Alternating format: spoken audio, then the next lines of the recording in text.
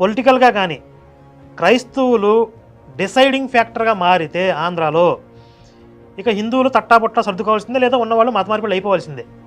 కానీ ఎంత పర్సంటేజీ మత మార్పిడికి గురయ్యారు, క్రైస్తవులు ఎంత పర్సంటేజ్ ఉన్నారు ఆంధ్రాలో అనేది నేను రకరకాల సోర్సెస్ నుంచి సమకూర్చుకున్నటువంటి ఒక సమాచారాన్ని మీకు తెలియజేయబోతున్నాను. కులాల వారీగా మొత్తం ఆంధ్రప్రదేశ్లో ఎంత జనాభా ఉన్నారు, అందులో కులాల వారీగా ఎంత పర్సంటేజ్ ఉన్నారు, అందులో ఎంత పర్సంటేజ్ కన్వర్ట్ అయ్యారు, ఓవరాల్గా ఆ ఫిగర్ ఎంత అనేది నేను మీకు క్లుప్తంగా తెలియజేస్తాను.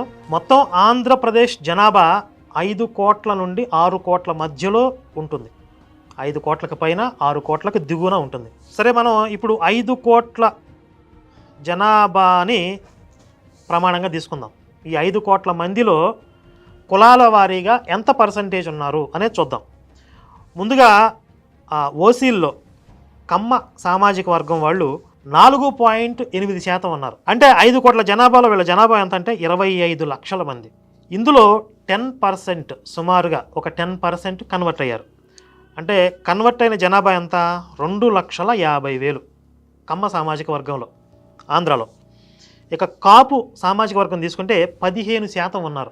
అంటే వీళ్ళ జనాభా ఎంత అంటే 75 లక్షల మంది. ఇందులో కన్వర్టెడ్ 12% మంది కన్వర్ట్ అయ్యారు. సుమారుగా నేను చెప్తుంది రఫ్గా, కొంచెం ఎక్కువ అవ్వచ్చు, కొంచెం తక్కువ అవ్వచ్చు. అంటే కన్వర్ట్ అయిన జనాభా ఎంతమంది కాపుల్లో? 9 లక్షల మంది. 9 లక్షల మంది కాపులు క్రైస్తవులుగా, గొర్రెలుగా మారిపోయారు. ఇక రెడ్డి సామాజిక వర్గం 6.5% ఉంది ఓవరాల్గా వీళ్ళ జనాభా. అంటే 32,50,000 మంది. ఇందులో కన్వర్టెడ్ 12%, ఒక 12% మంది కన్వర్ట్ అయితే 3,90,000 మంది కన్వర్ట్ అయిన జనాభా. ఇక రాజులు వీళ్ళ జనాభా 1.2% ఉంటుంది మొత్తం జనాభాలో. అంటే 6 లక్షల మంది వీళ్ళ జనాభా. ఇందులో కన్వర్టెడ్ 5% మంది. రాజుల్లో కన్వర్షన్ తక్కువగానే ఉంది, 5%. అంటే 30,000 మంది కన్వర్ట్ అయ్యారు. వెలమ వీళ్ళ జనాభా ఓవరాల్గా 2% ఉంది. అంటే 10 లక్షల మంది ఆంధ్రాలో. ఇందులో 5% కన్వర్ట్ అయ్యారు అనుకుంటే వెలమ సామాజిక వర్గంలో 50,000 మంది కన్వర్ట్ అయ్యారు. ఇక బ్రాహ్మణ సామాజిక వర్గం 3% ఉంది మొత్తం జనాభాలో. అంటే వీళ్ళ జనాభా 15 లక్షల మంది.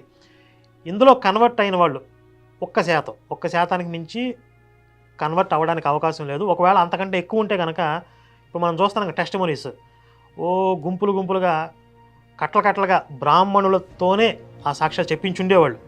మనకు ఎక్కడో రేర్గా కనపడతాయి పలానా బ్రాహ్మణ. అందులో కూడా ఫేక్ కేరళ బ్రాహ్మణుని ఎవరినో తీసుకొస్తారు, మనకు అసలు వాళ్ళ ఊరు పేరు తెలియదు. బ్రాహ్మణులు ఒకవేళ కన్వర్ట్ అయితే ఖచ్చితంగా వాళ్ళని టెస్టిమోనీస్లో వాడతారు. చాలా రేరు, తక్కువ కనపడుతుంది కాబట్టి 1% లోపే కన్వర్ట్ అయ్యారు. సరే, 1% వేసుకుంటే 12,500 మంది కన్వర్ట్ అయి ఉంటారు ఆంధ్రాలో బ్రాహ్మిన్స్.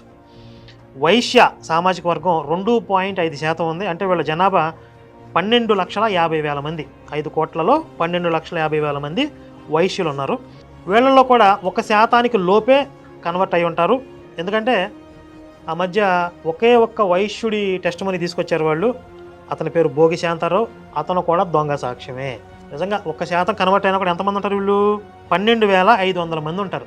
12,500 మంది కామిట్లు కన్వర్ట్ అయి ఉంటే మరి ఎన్ని టెస్టిమనీస్ చెప్పించుండేవాళ్ళు వాళ్ళతో?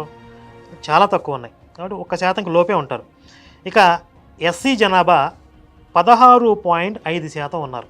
అంటే ఓవరాల్గా వీళ్ళ జనాభా ఎంత అంటే 82,50,000 మంది.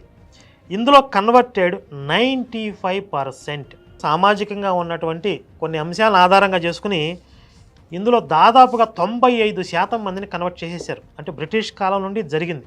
ఇంకొంతమంది లేదు అసలు 100% కన్వర్ట్ అయిపోయారు ఎస్సీ కమ్యూనిటీ అని అంటారు. లేదు, ఎస్సీల్లో కూడా చాలా చోట్ల హిందువులు ఉన్నారు, ఆంధ్రాలో కూడా ఉన్నారు.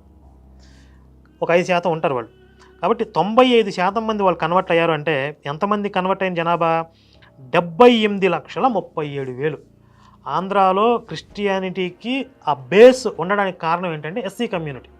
సామాజిక అంశాలని ఆసరాగా చేసుకుని అక్కడ యేసు ప్రేమ, బైబిల్ ఇవేవి కాదు అసలు. ఇక్కడ ఉన్నటువంటి కొన్ని లూప్ హోల్స్ పట్టుకొని అంతమంది జనాభాని వాళ్ళు కన్వర్ట్ చేశారు తప్ప వీళ్ళు చెప్తున్నట్టు దేవుడి శక్తి కాదు, ఏమీ కాదు. తర్వాత ఎస్టీ జనాభా. ఎస్టీలు 6.5% ఉంటారు ఓవరాల్గా. అంటే వీళ్ళ జనాభా 32,50,000 మంది. ఇందులో కన్వర్టెడ్ 40% ఉన్నారు. ఎస్టీలు అంటే ట్రైబ్స్, గిరిజన ప్రాంతాల్లో నివసించేవాళ్ళు. వీళ్ళలో కూడా నిరక్షరాస్యతని, పేదరికాన్ని, వాళ్ళలో ఉండే కొంత అమాయకత్వాన్ని బేస్ చేసుకుని 40% కన్వర్ట్ చేయగలిగారు ఎస్టీలు.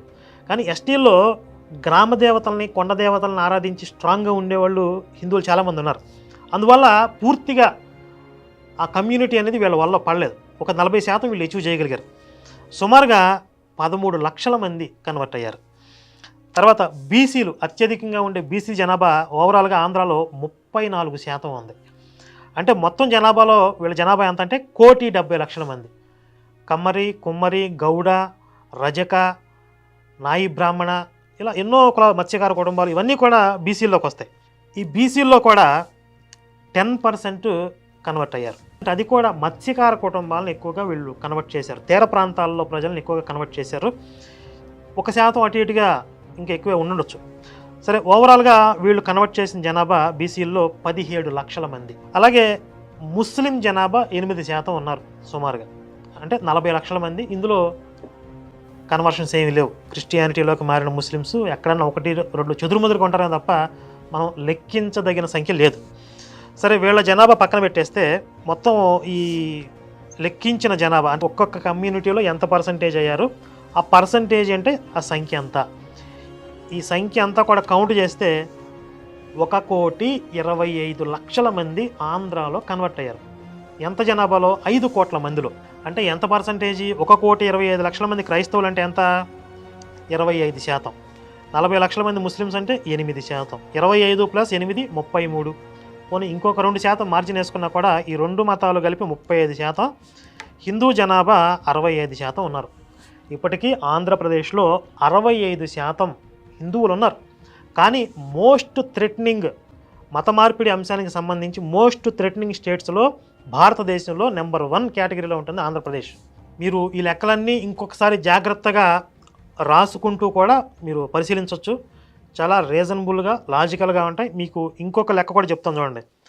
1,25,00,000 మంది క్రైస్తవులు కదా, ఆంధ్రాలో పాస్టర్ల సంఖ్య ఎంత అంటే సుమారుగా 1,00,000 మంది. 1,00,000 మంది పాస్టర్లు ఉంటారు.